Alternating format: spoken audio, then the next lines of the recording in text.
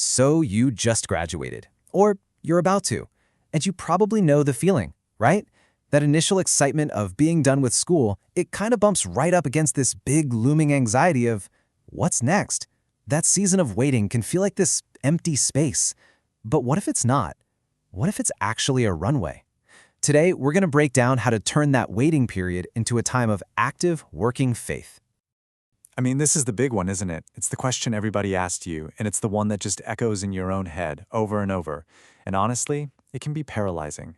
You've just finished this massive chapter of your life, and the next page is just blank. And this is the reality for so many people. You're sending out application after application, and it just feels like you're throwing them into a black hole.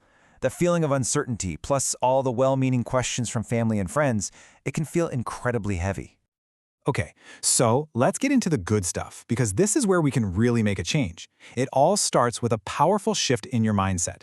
We're going to talk about moving from just passively waiting for something to happen to actively working while you wait. This slide really breaks it down. On one side, you've got idle waiting. That's when you feel stuck, kind of paralyzed by all the unanswered emails and the uncertainty. But look at the other side, working faith. This is about completely reframing your response. Instead of obsessing over applications, you prepare with purpose. You turn that passive wait into a time of active skill growth. See the difference? And this whole idea, it's not new. It's grounded in a really powerful principle. Do you remember the parable of the talents? The master didn't reward the servant who buried his talent because he was afraid. Nope, he rewarded the ones who put what they had to work. This season of waiting, it's a resource, it's time, it's energy, it's a chance to use the skills God has already given you. So to put it simply, working faith is basically your action plan. It's you deciding to treat this in-between time not as some frustrating delay, but as a dedicated period of preparation. It's where your faith really gets its hands dirty. So how do we actually do this? Well, we're going to walk through 5 super practical, actionable steps. We'll start by defining your role, then we'll move to building a project, sharing what you've done, connecting with people, and then tying it all together by serving with purpose. Let's get into it. All right, first things first, we have to lay a solid foundation. You can't build a house on sand, right?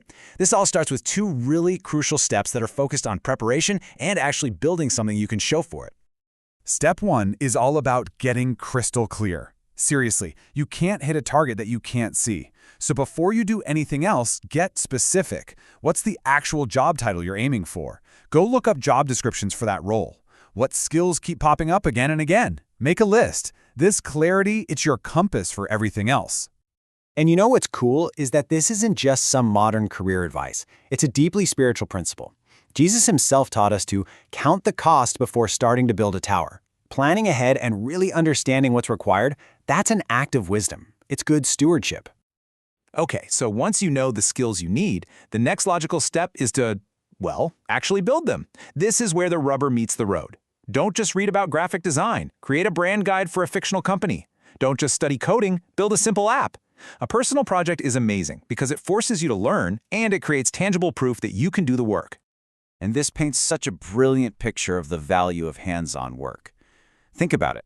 Before his public ministry, Jesus was a carpenter. He worked with his hands. That time of preparation wasn't a detour from his purpose, it was part of his purpose. Your project, that's your carpenter's workshop. All right, you've done the foundational work. You've got a plan, and you're building something real. Now, it's launch time. The next 2 steps are all about taking what you're doing and launching it out into the world and connecting with other people. I know, this can be the scary part for a lot of us, but it is so essential. You have to share what you're working on. Write a short article about a problem you solved. Record a quick demo video of your project. The goal here is not perfection. Let me say that again. The goal is not perfection, it's stewardship. You're simply showing your process and being a good steward of your skills. And the motivation for this, it's not about seeking praise for yourself. It comes straight from the Sermon on the Mount. It's about letting the light of your hard work and your God-given talents shine so that your diligence can point others back to God. So, while you're sharing your work online, you also need to share yourself with people. Get out there, whether it's virtually or in person, and connect with people who are already doing what you want to do. Be curious, ask good questions, listen to their stories. The goal is to build genuine relationships. Why? Because, as Proverbs famously tells us, we are made better through community. Those conversations will sharpen your ideas, they'll challenge your assumptions, and they might just open doors you never even knew existed. You absolutely can't do this alone. So far, we've covered preparing, building, sharing, and connecting. That's a lot. But what ties it all together? What's the ultimate goal here? This final step gives everything else a much deeper meaning. It's all about finding purpose through service. And really, it comes down to this. Find a way to serve somebody else. Use those skills you're developing to help someone. Volunteer for a nonprofit that needs your help. Offer your skills to a small business in your community.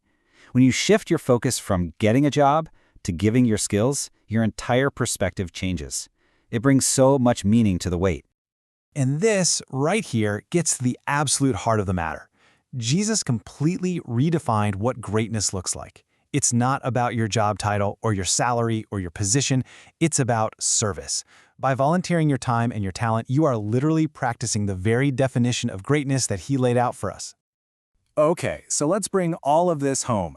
We've walked through 5 steps that can absolutely transform your post-graduation journey. But what does it all really add up to? What's the big picture here? This is the ultimate reframe. That time of waiting, of feeling uncertain, of building and sharing and serving, it is not a gap on your resume. It is not wasted time. You have to see it for what it truly is, a divine internship personally designed by God to shape your character and prepare you for the specific calling He has on your life. So as we wrap this up, the question is no longer, when am I going to get a job? The question changes. In this divine internship that you're in right now, what is your first assignment? Is it writing down that job role? Is it starting that project? Is it sending that one email to connect with someone? Decide on that one small step and start your work today.